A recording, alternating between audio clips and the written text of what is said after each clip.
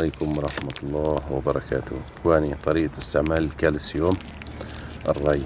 هذا الكالسيوم للجذور مثل هذا البرميل بنحط له مقدار 150 غرام.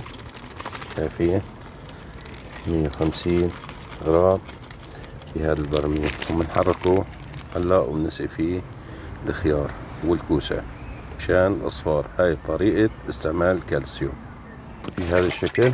بنحركه حتى يتفاعل مع المي ليصير أبيض عشان تحصل على إنتاج غزير ومنع الأصفار ومنع ذبلان الأوراق. هيك صارت المي. هاي البندورة بهذا الشكل، هاي الخيار بهذا الشكل كمان، وهاي الخيار كمان هون بهذا الشكل. شايفين